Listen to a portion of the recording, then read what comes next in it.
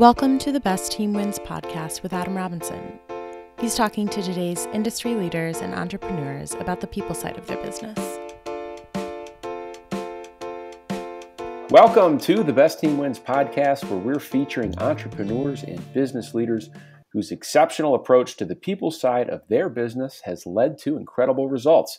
My name is Adam Robinson, and for the next 25 minutes, I'll be your host as we explore how to build your business through better hiring. Today on the program, Christian Smith is the president and co-founder of TrackR. TrackR was founded in 2009 as a hyper-growth venture-backed business based out of Santa Barbara, California, that currently has 110 employees. TrackR recently closed a $50 million Series B led by Revolution Growth. And if that were not enough, they were also number 45 on last year's Inc. 500 list of fastest growing private companies in the U.S.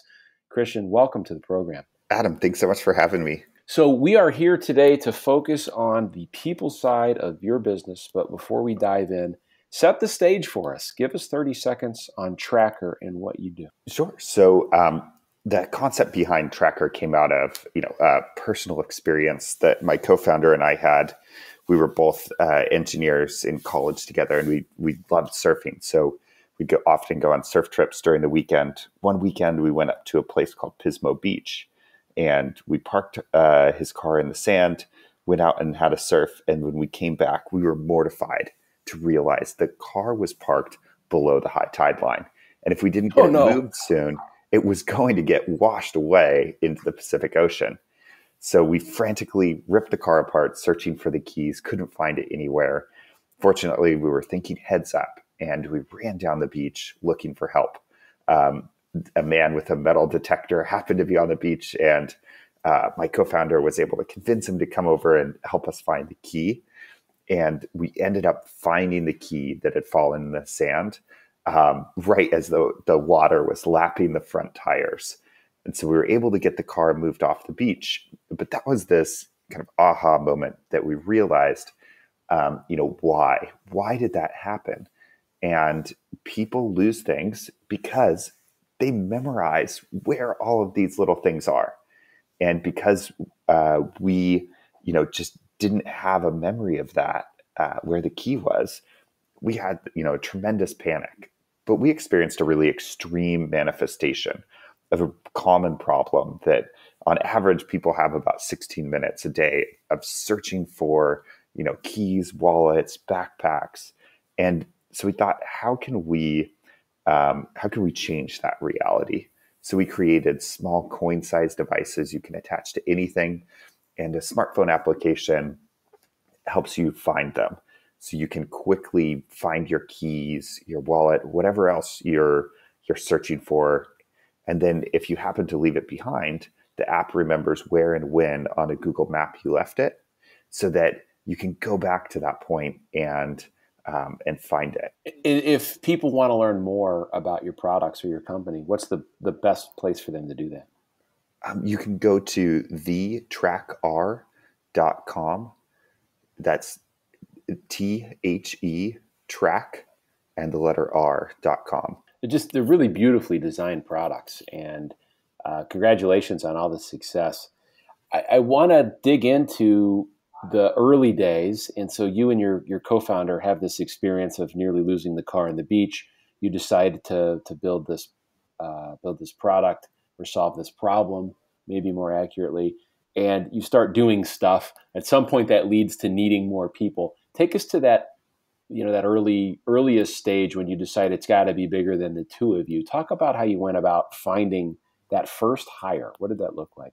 Yeah, I think that's a really good question. So when we were two engineers in a garage, we were basically kind of building everything and doing all aspects of the business. When we were starting to sell product on Amazon after we launched, we saw that it would be helpful to get an employee that was going to be focused on sales, so that we could kind of do the engineering and operational side. So we ended up connecting with someone who actually, our first employee reached out to us, and they were, local salesperson and we were able to bring them in to kind of help us close different deals.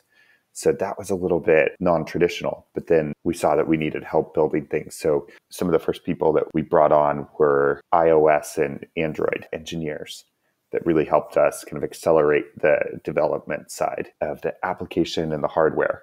And this was back when we were making the jump from writing BlackBerry applications to, some of the first connected iOS apps. Oh yeah! Wow! So amazing how things change in just a few short years. I want to talk about that first sales hire, and one of the things that I often say, and has been my experience, is that your best people aren't found; they find you. They opt in because they believe so strongly in what you're doing. They feel compelled to reach out and say, "I'd like to work for you." Part of that's brand as an employer, and part of that's just how what you do or make resonates with them. Did this individual truly was out of your network and just found what you were doing and said, "I need to work here"? So the context around that was we launched at a conference called Demo in 2010, and we ended up winning the consumer category. We just had a really great demonstration of the product working, and we're able to kind of tell this bigger story. So we won that award, and our first sales guy ended up seeing what we were doing and had been kind of interested in doing something similar. So there was this shared interest, and he had been kind of talking to some other partners about these types of solutions that we were creating. So, it was a really great match. And it ended up that he was about 15 minutes away from our office. So, proximity was a big factor that really helped us out. That's excellent. So from there, fast forward to today, you've got 110 employees. How has the process of selecting people for your business changed from the days of finding, folks that could write BlackBerry apps to today? Is this more rigorous, less rigorous, more of a network thing, less of a network thing? What's the current state? How are you finding people? Yeah, I think hiring along the path has it's kind of changed pretty dramatically, right? From, really manual processes early on, where there's a heavy time investment into kind of interviewing everyone and making sure that they're a culture match, to, I think, a good in-between kind of hiring platform for us was AngelList. When we were growing from 10 to 30, finding people that were really interested and excited about entrepreneurship and startups, kind of was really perfect for that audience that was on AngelList. And now we've kind of, evolved into a little bit more, added more structure and, starting to work with different outsource agencies to kind of, help do some hiring. There's some different, recruiters that we've worked with, to make sure that we find the exact right person, to fill a seat. But really, that's kind of based on the concept that comes out of a book called Traction by Gino Wickman.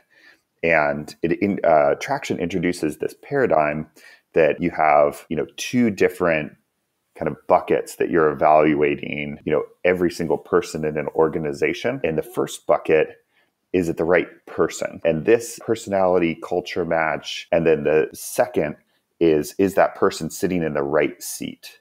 And the seat is defined by, their role, their desire to fill that role. Do they get it? Do they want to do that role? And are they, do they get it? Do they want it? Are they capable? So starting to kind of separate out first the culture match side, personality and fit versus, looking at how that human fills a certain role. Because sometimes you'll have, the right person, but then the wrong seat, where, that person, it wouldn't be able to grow enough in that position. So, then it kind of breeds the question, do we shift the role around to fit that person? And then, shift some of the other responsibilities, out?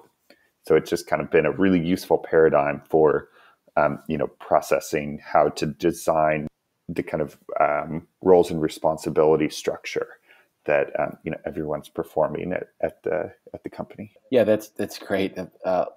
Our regular listeners will be smiling at that comment because they know that Hierology is itself an EOS traction business, and we launched the business using that tool, using the VTO from day one. It's been an amazing way to run the business, and certainly governs the people side of the business pretty well. So excited to hear that. That's great to hear. It's always fun to meet a fellow traction tech company. There aren't that many at scale out there, so pretty cool.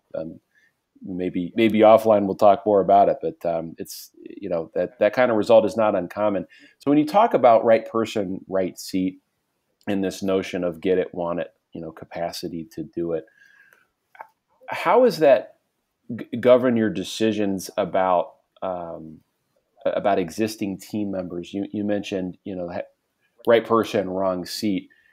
What happens when you have someone who's in the right seat and they've got the technical skill, but they just don't fit the overall team? What's been your approach to handling that, and has that changed over time? Yeah, I think that the kind of high level way that I process this is, I'm imagining that we find ourselves today at time zero, right? We have this moment in time.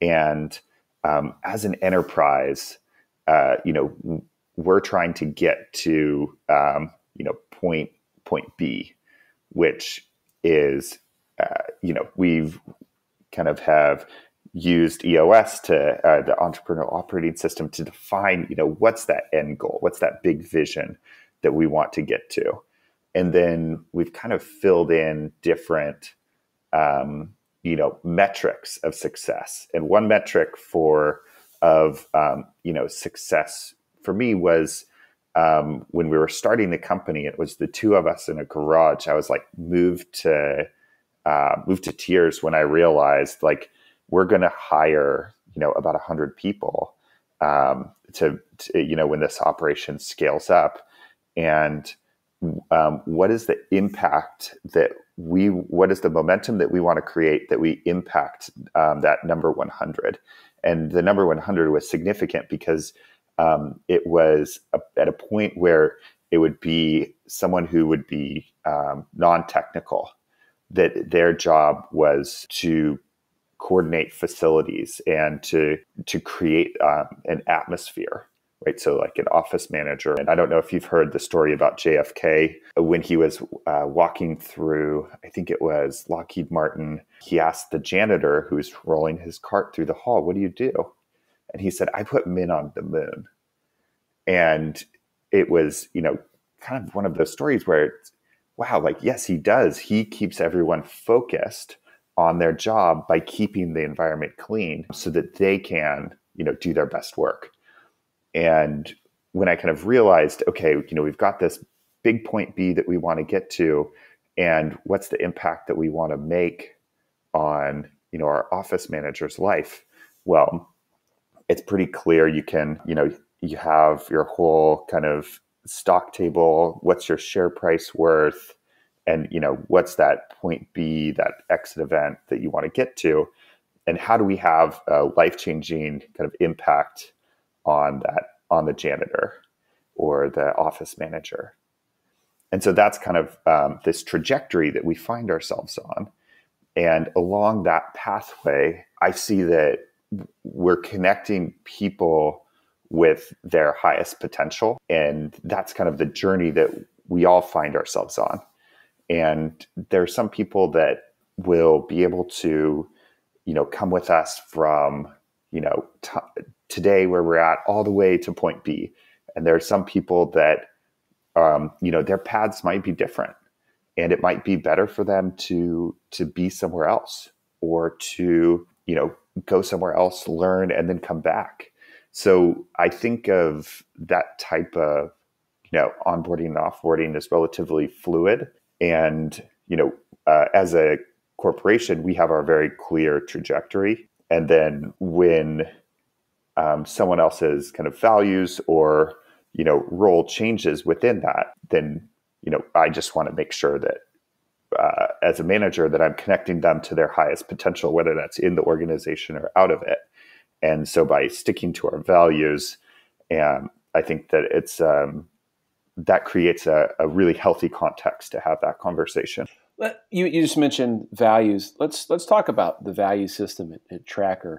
Could you walk us through one or more of the core values that you use to define the business and the culture there? Yeah, I think that the first value that we have is really making data-driven decisions, right? So taking in all of the information before forming a hypothesis I think is so important. So that allows us to kind of approach complex situations and solve them, with information. And rather than, jumping to an emotional decision, just get really curious about the data. And so that's something I think that helps drive a really healthy decision-making process. Another thing, we believe in having people that are really passionate about the company. This is something that we kind of look for is people who are really passionate about their life and their work. And so I think we want people who I guess the value that we have around the office is we want people to give a damn. If you're tend to be more apathetic, then probably not a culture fit. That's great. And does that, I guess, walk us through how that translates into daily practice, either on the hiring front, the promotion and training front, or even potentially how you work with your customers? Mm-hmm. Yeah. So I think that for each area of the business, each different department from customer support to engineering, it can apply those different values in different ways. So a customer support rep who's data-driven and is different than, an engineer who's data-driven, right? So very technical analysis versus, qualitative analysis. But we've kind of the department leaders are really good at kind of just exposing that information through questions, really understanding how people are taking in information, right? And using that as a hiring filter has been really powerful to kind of build a culture around that value. And then for the passion side of things, right? That means that we're hiring people that are going to express their opinions, and they're going to have beliefs, and so that means that it's not really like decision-making processes tend not to be really passive, and so that's something that culturally I think is really important to understand when choosing values. Is there's going to be things that are really positive about that value, but then there's also going to be a flip side, right? If everybody in the room is really passionate about, a decision, then there's going to be some pushback and arguing and expression and emotion, which we see as really positive. And then it's also important, to then look at the data, right? So coupling those two values for us was like very, very critical in order to make those conversations work. So, values kind of can't function, independently. And if they do, then it tends to kind of, I think it would tend to create a skewed culture where, if the other values aren't balancing it out. So over the last 8 years of your experience in building that team at TrackR, is there one overall governing philosophy as it pertains to your approach to talent and the people side of the business that you subscribe to? So personally, when I wake up in the morning, I'm excited to connect, my goal is to see 1,000 people connect with their dreams. And for me, it's really clear, does that person's desire for the future, and their ambition, is that something that, we can align on and harness towards a certain direction that we need to run as an organization? And it's kind of has been a really good filter to understand, does this person fit, or, are they really excited actually about something else?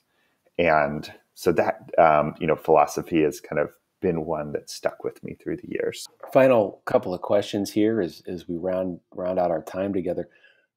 What book are you reading right now? And would you recommend it to our listeners? Let's see. The last book that I just finished is called Extreme Ownership by Jocko Willink and Leif Babin. And I think it's, really, it's been fantastic to just learn more about how do Navy SEALs approach planning to ensure, success on missions. And there are a lot of applications that are, I think, really, really great tactics to apply to, what we're doing as a team. And then also, it's really helpful framework for me to approach leadership while leading a team, and just understanding that, I'm going to, at the end of the day, I'm going to take responsibility for whatever happens.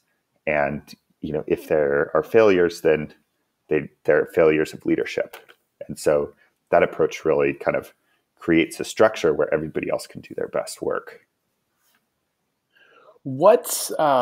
So if you were to come back on this show a year from now and report on whether or not you successfully tackled the single biggest people-related opportunity that you have in front of you in the business today, what would you be telling us happened? I think that, focus is key. And so keeping, my role at the company is really to set and focus on the vision, and make sure that,